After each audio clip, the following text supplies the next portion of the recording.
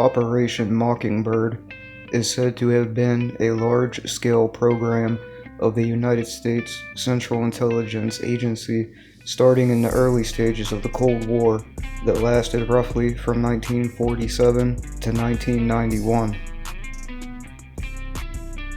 It was created in an attempt to manipulate news media for propaganda purposes. One of the earliest reports of Operation Mockingbird's existence was a 1967 Ramparts article claiming that the National Student Association was receiving funding from the CIA. The National Student Association being a confederation of college and university student governments that operated from 1947 to 1978. After the United States Watergate Committee in 1973 uncovered domestic surveillance abuses directed by the executive branch of the United States government, and the New York Times in 1974 published an article by Seymour Hersh claiming the CIA had violated its charter by spying on anti-war activists. Former CIA officials and some lawmakers called for a congressional inquiry that became known as the Church Committee. In 1976, without identifying anyone by name, the Church Committee said it found 50 journalists had official but secret relationships with the CIA. Reporter Carl Bernstein, in a 1977 Rolling Stones article, claimed that nearly 400 press members were CIA assets. Among these, he named New York Times publisher Arthur Hayes Sulzberger, columnist and political analyst Stuart Alsop, and Time magazine. Bernstein would go on to explain Operation Mockingbird's role in spreading CIA propaganda throughout domestic U.S. media. In the rousing clamor, the American press, the Central Intelligence Agency, and the Cold War, David P. Hadley wrote that the continued lack of specific details provided by the Church Committee and Bernstein's exposé proved to be a breeding ground for some outlandish claims regarding the CIA and the press. As an example, he cited unsourced claims by reporter Deborah Davis, who wrote in Catherine the Great, her 1979 unauthorized biography of Katharine Graham, owner of the Washington Post, the CIA ran Operation Mockingbird at this time,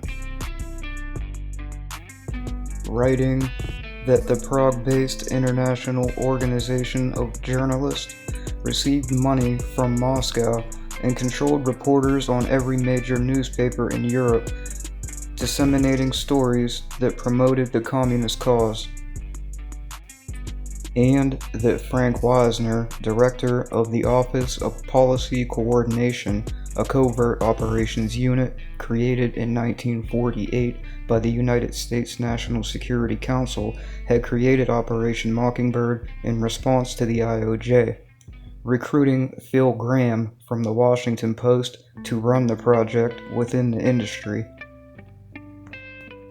Davis also claimed that by the early 1950s, Wisner owned respected members of the New York Times, Newsweek, CBS, and other mainstream news companies. Neither the Church Committee or any of the investigations that followed it found any such operations as described by Davis. Hadley summarized, Mockingbird, as described by Davis, has remained a stubbornly persistent theory, and added the Davis Mockingbird theory that the CIA operated a deliberate and systematic program of widespread manipulation of the U.S. media does not appear to be grounded in reality, but should not disguise the active role the CIA played in influencing the domestic press's output.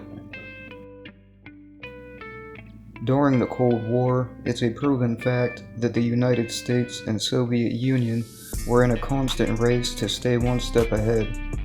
And with the CIA's track record of shady projects, just the possibility of this should give everyone pause to reevaluate their information sources, as well as supporting independent journalism. Like the old saying goes, if something doesn't seem right, it probably isn't. Use your own discernment, be your own fact checker, and you be the judge. Responsibility is to serve our Treasure Valley communities, the El Paso Las Cruces communities, Eastern Iowa communities, Mid-Michigan communities. We are extremely proud of the quality, balanced journalism that CBS 4 News produces.